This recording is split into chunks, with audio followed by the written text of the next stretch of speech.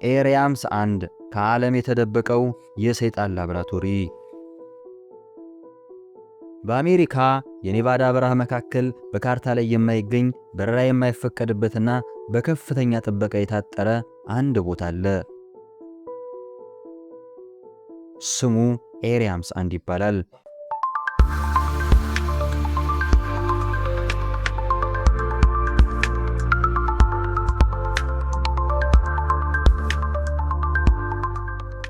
እዚህ ቦታ ላይ ድንበሩን ጥሶ ለመግባት የሞከረ ሰው ማስጠንቀቂያ አይሰጠውም። ወዲያውኑ የመተኮስ ፍቃድ ለጠባቂዎቹ ተሰጥቷቸዋል። መንግስት ለዓመታት ይህ ቦታ መኖሩን እንኳ ሲክድ ቆይቷል። ነገር ግን ሰዎች በምሽት በዚያ በረሃ ላይ ያልተለመዱ መብራቶችን፣ ከድምፅ ፍጥነት በላይ የሚበሩ ነገሮችንና እንግዳ የሆኑ ድምጾችን ይሰማሉ።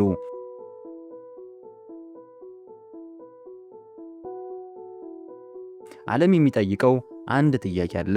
መንግስት እዚህ ምድር ውስጥ ምን ደብቋል? ባዕድ ፍጡራን ወይስ ዓለምን ሊያጠፋ የሚችል የጦር መሳሪያ?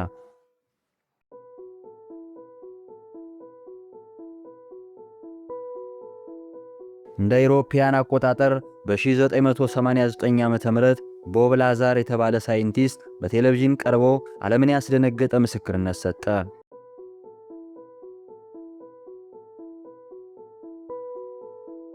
ኤሪያ 51 ውስጥ በሚገኘው S4 በተባለ ምስጢራዊ ክፍል ውስጥ ሰርቻለሁም አለ።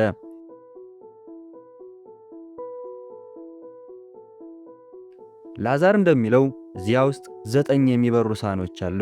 እነዚህ አውሮፕላኖች የሰው ልጅ የሰሯቸው አይደለም።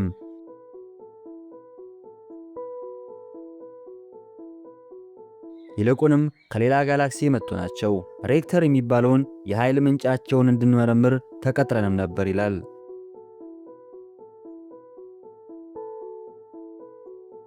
እነዚህ አውሮፕላኖች ነዳጅ አይጠቀሙም።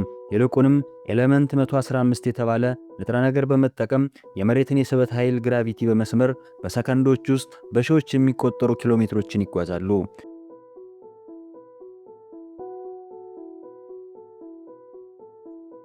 ይህ ምስክርነት ኤሪያ 51ን የዓለም ቁጥር 1 ምስጢራዊ ቦታ አደረገው። የኤሪያ 51 ታሪክ የሚጀምረው ከሮዝዌል አደጋ ጋር ተያይዞ ነው።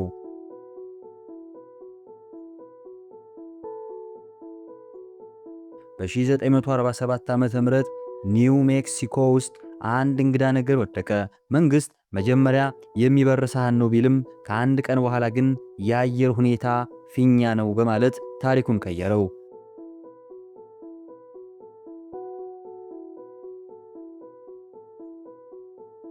ነገር ግን እውነቱ ሌላ ነበር። ምስክሮች እንደሚሉት የወደቀው አውሮፕላን ፍርስራሽና የባዕድ ፍጡራን አስክሬኖች በጭነት መኪና ተጭነው ወደ ኤሪያ 51 ተወሰዱ።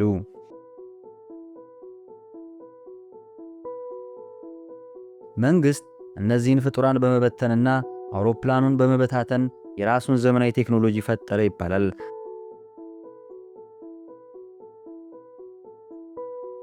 ዛሬ የምንጠቀምባቸው እንደ ማይክሮቺፕስ፣ ላዜር እና ፋይበር ኦፕቲክስ ያሉ ቴክኖሎጂዎች መነሻቸው ከኤሪያ 51 የኤሊየን ቴክኖሎጂ እንደሆነ ብዙዎች ያምናሉ።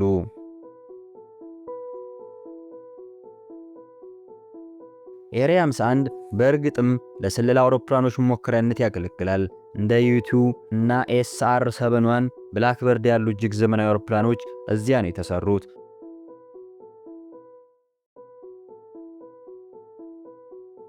ነገር ግን እነዚህ አውሮፕላኖች ሽፋኖች ብቻ ናቸው የሚሉ አሉ። ትክክለኛው ምርምር የሚካሄደው ከምድር ስር ባሉ ሰፋፊ ላብራቶሪዎች ውስጥ ነው።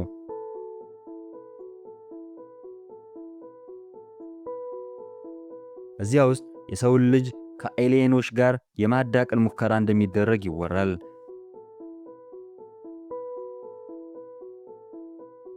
እነዚህ DUMBS ዲፕ አንደርግራውንድ ሚሊታሪ ቤዝስ በመቶዎች የሚቆጠሩ ፎቆች ወደ ታች እንዲወርዱና በከፍተኛ ፍጥነት በሚጓዙ ባቡሮች እርስ በርስ እንደሚገናኙ ይነገራል። እዚህ ታች ምን አይነት አሰቃቂ መከራዎች እየተደረጉ ይሆን?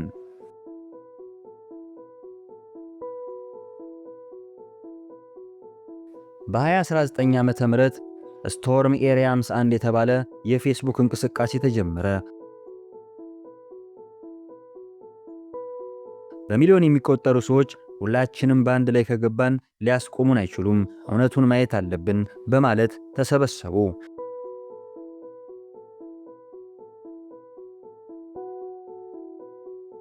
የአሜሪካ ባህር ኃይል ወዲያውኑ ማስጠንቀቂያ ሰጠ።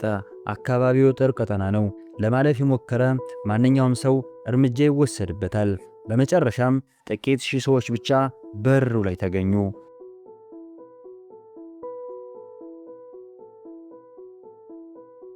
ነገር ግን ያ የህዝብ ግፊት መንግስት አንድ ነገር እንዲያምን አደረገው። እንደ አውሮፓውያን አቆጣጠር በ2021 የአሜሪካ መንግስት ዩኤፒ አንደር አይደንቲፋይድ ኤሪያል ፊኖሚና መኖራቸውና ሳይንሱ ሊገልጻቸው የማይችሉ የሚበሩ ነገሮች መኖራቸውን በይፋ አመነ።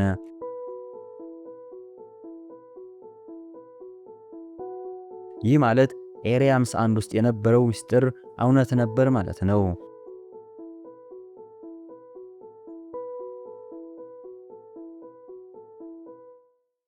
ኤሪያ 51 የሰው ልጅ ቴክኖሎጂ መነሻ ነው ወይስ የባዕዳን ፍጡራን መደበቂያ? መንግስት አሁንም 90% የሚሆነውን እውነት ደብቆታል።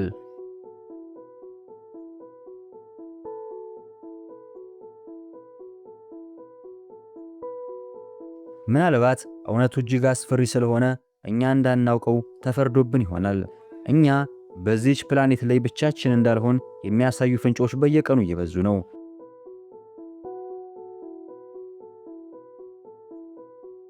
ኤሪያ 51 ደግሞ የዚህ ትልቁ ማረጋገጫ ነው።